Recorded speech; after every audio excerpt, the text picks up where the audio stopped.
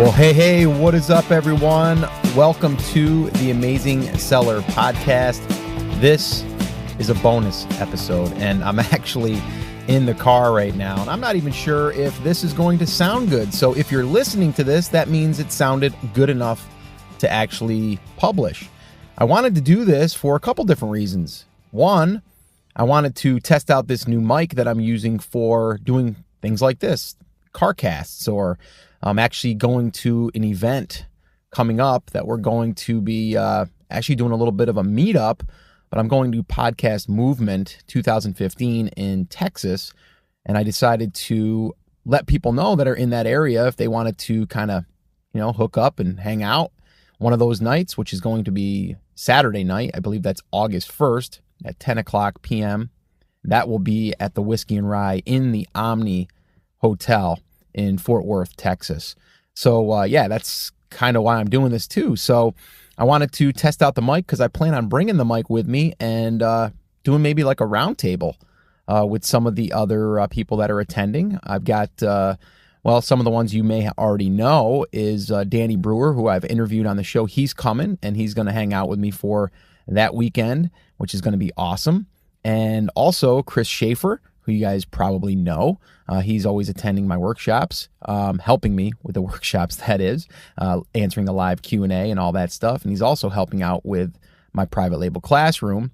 And then also Rich Kibble, who is a listener/student of mine, who he's actually going to be coming. And then there's a bunch of TAS listeners that are coming as well. I think right now we have about 28 confirmed, which is really, really cool. So anyway, I wanted to actually do this, though, not just to tell you guys all that stuff, but I wanted to do this to talk a little bit about Prime Day, because I didn't really talk about Prime Day because, it just kind of happened. And I've already published a lot of the episodes coming up and recorded them already, so I needed to squeeze this one in so this way here we could actually talk about Prime Day.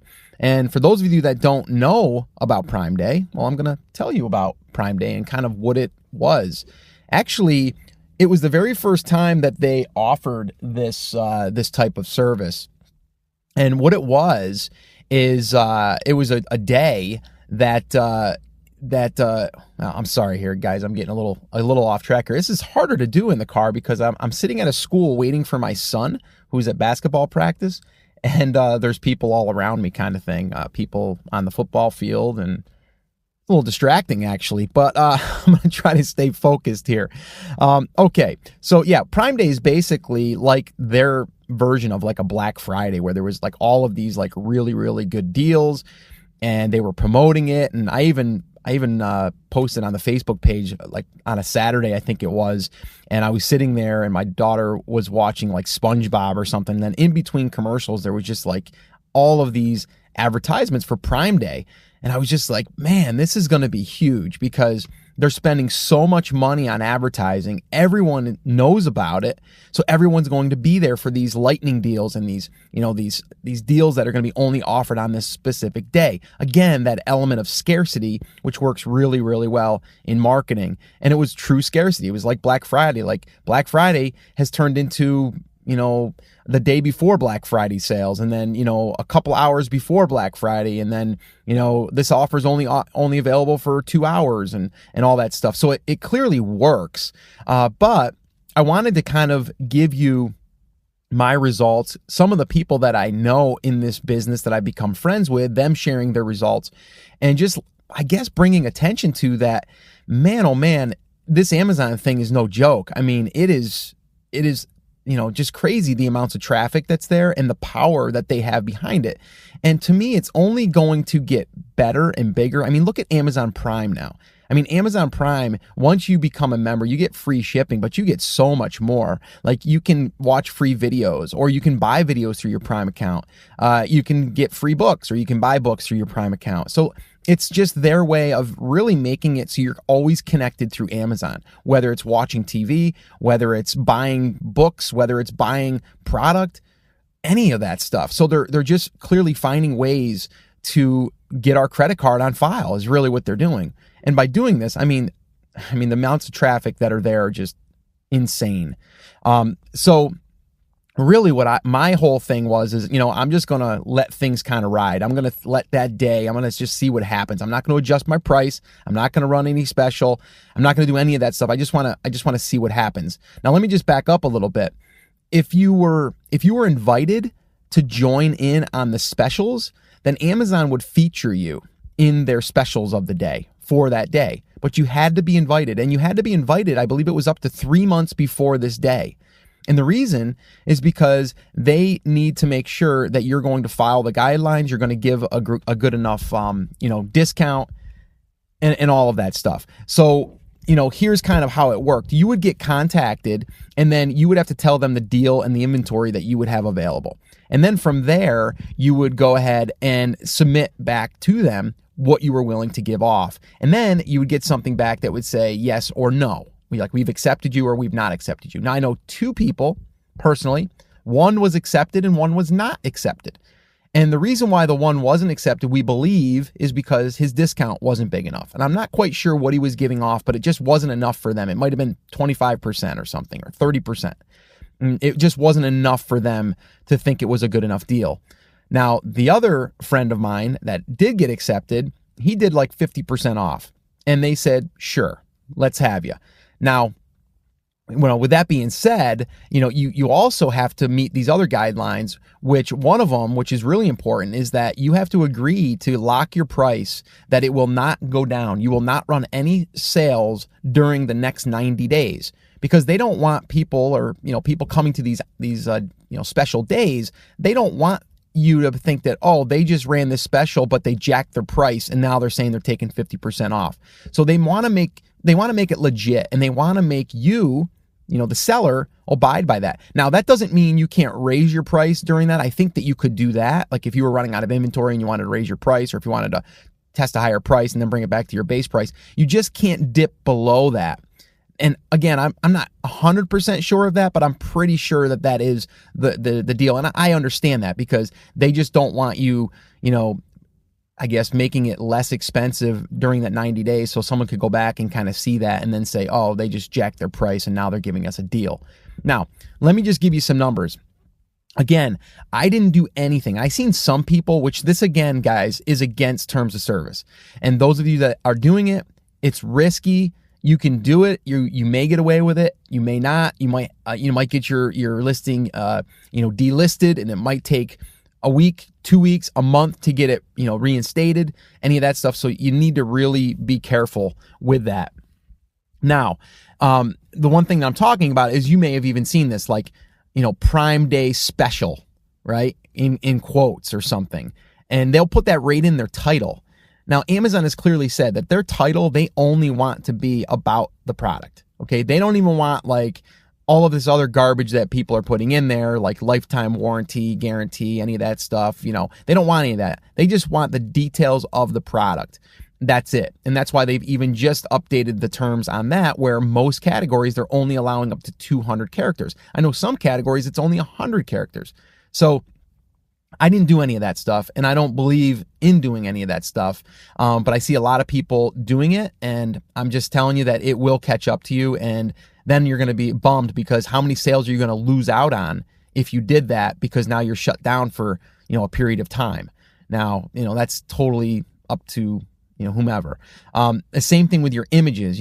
I've seen this too, where they'll put like, Prime Day special in the main image. It's clearly said in their terms of service that you are not allowed to put any graphics, any other text on the image. It's supposed to be on a clear white background with just the product alone. That is it. Now, so the results that I want to give you here for mine was clearly just because there was more traffic. That is it. I didn't do anything different for pay-per-click. I didn't do anything different for trying to manipulate my listing, price, none of that stuff. All I did was just sit back and see what happened.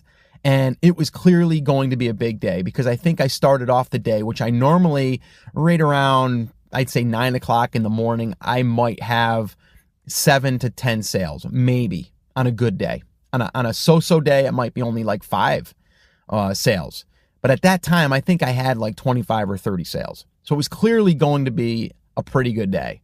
And then just to fast forward, my total numbers on that day was 204 units sold. Okay. Again, from doing absolutely nothing other than Amazon driving traffic to their site for this big day. And my product just happened to be there. All right. So that was the results for me. So, and then that equated to about $3,500 or $3,600 in revenue that day. And again, I share this that, those numbers are generated revenue. We're still running around 40% margin on that money, which still is a great day. Who wouldn't want to make over $1,000 in one day? So not too bad. Now, I had another friend of mine who did not get accepted as well, which he had a better day, but he didn't have a triple your numbers day. I think he might have did a little bit over average. If he sells 40 units a day, he might have did 50. Okay. So it clearly did, I guess make a difference in the category and depending, and maybe even your pricing. So other things came into play, but, he didn't see the growth that day, or that, that huge spike that particular day. Like me personally, like I'm averaging, and it floats all over the place, guys. And I've said this before, like it's really hard to say like what's your average. If I average it out for the weeks, I would say probably between 50 and 65 would be a clear average. But I've had some days that were 75, 80, and I've had some days that were 45. So just, on the average, let's just say 60, 65 units. So, I pretty much tripled that for the most part. And that's with doing nothing, because because I had a product on Amazon, and, they have traffic, and the traffic was driven over, and I had a seasoned listings, I should say. And all of them are pretty much over 100 reviews now. And, so clearly, as you build this thing, you're also going to get better results as you get more seasoned and it gets out there. But just having a product there, in my estimation, you'll get sales as long as you've kind of followed through the launch process that I've talked about before. Those of you that are brand new, never heard of me talk about that yet, you can head over to theamazingseller.com/launch. And I've got that all written out there in a kind of like a checklist fashion. But let's talk about my other buddy. And, he did phenomenal, and he did get accepted in on this lightning deal thing for Amazon. And his numbers are mind-blowing. He was actually sending me text messages throughout the day, and his first text message to me was like, look what I woke up to. And I think it was like around, 10, 11, maybe 12 o'clock when he actually forwarded that over to me. And I think it was like $9,000. Yeah, that's right. It was $9,000 and some change, right? And that was at like, his screenshot was like at 9:15 or something, or 9:10 or something. And then around noon, he sent me another message and said, this is crazy. I'm at like $22,000. That's right, $22,000. And then his final number the following morning was $42,000 in one day from one particular, it was multiple variations, because the one product had sold out of inventory, but he doesn't have a ton of products. He has enough, but still, regardless, he did, the majority of it was for a few SKUs. And the cool thing about all of this stuff, guys, is once this happens, there's a couple of different things you got to take away by this in all of these different things. Like for myself that didn't run a promotion, but I still had a spike in sales, and then for him that did, crazy numbers, is two different things. If you are doing follow-up, so this way here you can get your feedback and reviews, that's going to ultimately drive more of those. Why? Well, because there's more sales, right? The more sales you have, the more chances you have of getting feedback and reviews, which in turn will build your seller's account and your products and making them stronger, making them more seasoned and just more authoritative and all of that stuff. And the other thing that it does is it'll spike the algorithm. So it's almost like doing a blast in a sense, but you're doing a blast and you're getting paid more for that because you're not discounting that much. You're still getting your cost of goods and, plus some profits. And I should say that on the 22 or on the 42,000 that, my buddy made, he was making about $4 a unit because he had discounted it by 50%. I believe it was like $4 or $5 a unit. Well, he still cleared over $10,000 I think it might even been more. But just to be clear on that, I mean, it sounds good, but that's a lot of inventory to be pushing. But it just goes to show you the power of that. But like I said, the after effects of this is that his sales have been up since. His sales have definitely clearly been up. My sales, here's what I had to do.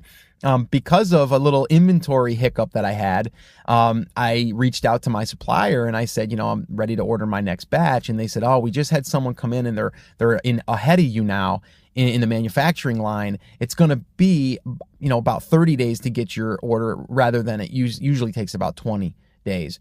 And I was looking at my inventory because I was having some days because I had recently did some price testing, and I told you guys about this, but I went from $19.99, and then I went and it dropped it down to I played with $17.95, and then I recently went down to $15.95 just to kind of spike it, and I was getting some days 70, 80 units a day. And then from there, I brought it back to $17.95, and I left it there for probably a good couple of weeks. And I was still averaging about 60 units a day, some days 70 units a day at that price. Well, after we had that 204 unit day, and then after that, my sales were always, for the past 2 days after that, they were up.